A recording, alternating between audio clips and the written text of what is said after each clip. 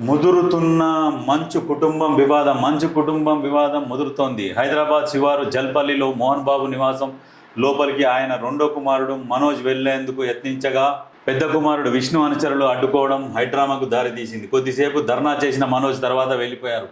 బుధవారం ఉదయం 10:30 సమయంలో మనోజ్ జల్పల్లి నివాసానికి వచ్చారు.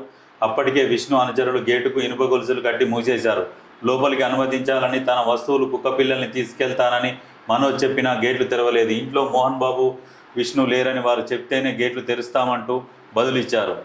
ఆగ్రహం వ్యక్తం చేసిన మనోజ్ గేటు ముందు ఎండలో గంటసేపు బైఠాయించారు. తర్వాత అక్కడి నుంచి వెళ్ళిపోయారు. ఈ సందర్భంగా ఆయన మీడియాతో మాట్లాడుతూ విష్ణుపై విమర్శలు చేశారు. విష్ణు రోజు రోజుకు దిగజారుతున్నారని, తనపై కోపం ఎలా తీర్చుకోవాలో తెలియక ఏవేవో చేస్తున్నారని మనోజ్ ఆరోపించారు. నాకు ఆస్తులేవి వద్దని, విష్ణుకి ఏం కావాలో తీసుకోవాలని మా అమ్మకు స్పష్టంగా చెప్పాను. కన్నప్ప సినిమాకు పోటీగా నేను నటించిన భైరవం విడుదల చేద్దామనుకున్నా. విష్ణు వెంటనే కన్నప్పను విడుదల వాయిదా వేశారు. నా వస్తువులను 3 కుక్కపిల్లలను తీసుకెళ్లడానికి ఇంటికి వెళ్తే లోనికి రానివ్వలేదు. లోపల 25 మంది రౌడీ షీటర్లు తప్ప ఇంకెవరు లేరు. నా ఇంట్లోకి నేను వెళ్ళడానికి ఎవరో ఆర్డర్ కావాలంటున్నారు. జల్పల్లి నివాసంలో మేమిద్దరం ఉండొచ్చని హైకోర్టు ఆదేశాలు ఇచ్చింది.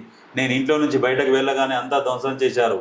రాచకొండ కమిషనర్ బైండోవర్ను విష్ణు ఉల్లంఘించారని, నాపై జరుగుతున్న దౌర్జన్యాలపై ఫిర్యాదు చేసినా పాడి షరీఫ్ ఇన్స్పెక్టర్ పట్టించుకోవట్లేదని మనోజ్ పేర్కొన్నారు. నిజంగా వాస్తవానికి అన్నదమ్ములల్లా ఇప్పుడు యాక్టింగ్ పరంగా చూస్తే మనోజ్ చాలా మంచిగా యాక్టింగ్ చేస్తాడు. ఇప్పుడు విష్ణు ఏది కన్నప్ప తీసిండు. కన్నప్ప సినిమా తీసుకుపోయి ఎక్కడో న్యూజిలాండ్ అడవులలో తీసి, ఆ కన్నప్ప అసలు నిజంగా వాస్తవానికి అది ఎట్లుంటుందో సినిమా ఎవరైనా చూస్తారో చూడరో తెలియదు. కానీ 300 కోట్లట, కనీసం 30 కోట్లను వస్తాయో రావో. కానీ కామెడీ సినిమాలో ఏవో కానీ యాక్టింగ్లో మాత్రం మనోజ్ మాత్రం మంచిగా యాక్టింగ్ చేస్తాడు. ఇక విష్ణుకు నెరీగా అంటే ఇక వాళ్ళ అయ్య సపోర్ట్ ఎక్కువ ఉన్నది. ఉన్న కాడికి నేను ఒక్కనే తిందాము, ఇంకా ఈతలోనికి ఎందుకు అన్న ధోరణితో ఉన్నట్టున్నాడు.